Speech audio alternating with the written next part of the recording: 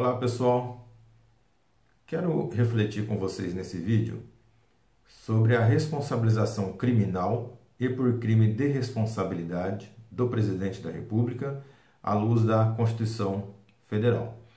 Primeiro ponto importante a se destacar é que a nossa Constituição ela não permite que o Presidente da República seja responsabilizado por atos estranhos ao exercício do mandato. Então, ele só pode ser responsabilizado por condutas relacionadas ao exercício do mandato.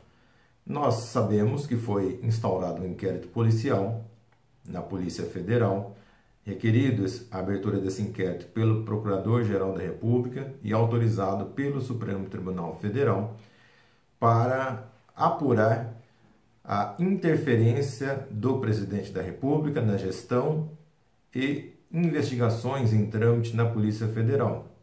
Todos nós sabemos que o Presidente da República, ao exonerar o ex-delegado-geral da Polícia Federal e nomear um novo, sugeriu a saída do ex-ministro Sérgio Moro do governo e naquele último discurso ali de retirada do governo, o ministro fez uma série de acusações contra o Presidente da República, que estão sendo frutos de apuração no inquérito policial. Pois bem, se ao final do inquérito policial ficar comprovado materialidade e indício suficiente de autoria e o Procurador-Geral da República se convencer, pelo princípio da independência funcional, que estão presentes materialidade e autoria, ele vai oferecer uma denúncia contra o Presidente da República junto ao Supremo Tribunal Federal. Só que, diferentemente das instâncias inferiores, o Supremo Tribunal Federal não pode receber essa denúncia contra o presidente se não houver a autorização de 2/3 dos deputados federais para que essa denúncia possa ser recebida. Esse é o chamado componente político da responsabilização do presidente por crimes comuns, ou mesmo por crime de responsabilidade, durante o exercício do mandato. Então, se for um crime comum, que é o caso, que está sendo apurado ali no inquérito policial, o procurador oferece a denúncia, o Supremo tem que encaminhar esse expediente para a Câmara dos Deputados, os deputados vão ser chamados a votar, e se houver autorização de 2/3 dos deputados federais, aí o Supremo pode receber essa denúncia contra o presidente e processá-lo no Supremo Tribunal Federal. Se for uma apuração de um crime de responsabilidade, previsto algumas condutas na própria Constituição e de uma lei que nós temos também de lei de crime de responsabilidade, lá do metade do século passado, o Senado Federal é que processará o Presidente da República por crime de responsabilidade, não o Supremo, mas também mediante autorização de 2/3 dos deputados federais. Então, se houver autorização, o Supremo Tribunal Federal receberá a denúncia, o Presidente da República será afastado de suas funções durante o andamento da ação processual agora instaurada contra ele no Supremo Tribunal Federal. Ao final do processo, se houver condenação do Presidente da República, aí sim ele deixará definitivamente o cargo em razão da condenação e vai cumprir a pena ali que lhe foi imposta. Nossa Constituição também proíbe qualquer tipo de prisão do presidente, a não ser depois de uma decisão definitiva com o trânsito em julgado.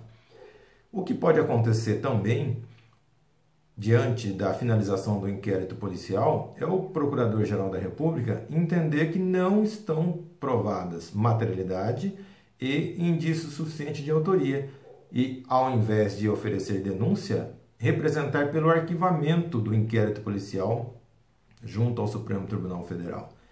E, sobre esse entendimento do PGR, não há possibilidade de tentar se mudar esse entendimento do PGR ou que ele ofereça, não obrigá-lo a oferecer denúncia. Por quê? Porque nós já estamos na instância máxima aí do órgão acusador.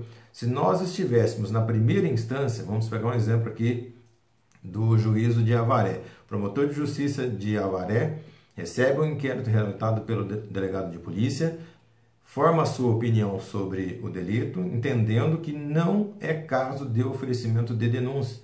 Não tem prova de materialidade, não tem indício suficiente de autoria, ou não ocorreu crime, enfim, o promotor entende que é caso de arquivamento. Ele representa pelo arquivamento junto ao juiz de Avaré.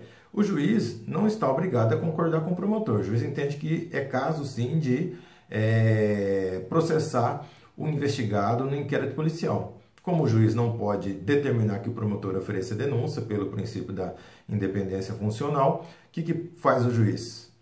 Artigo 28 do CPP. Ele vai acionar o Procurador-Geral de Justiça, que é o chefe do promotor daqui de Avaré, e o PGJ, ele vai se manifestar sobre a representação de arquivamento do promotor de justiça. Se o Procurador-Geral de Justiça entender que o promotor está correto ao representar pelo arquivamento, ele vai insistir no arquivamento, o que o juiz de Avaré deverá aceitar e arquivar o inquérito policial.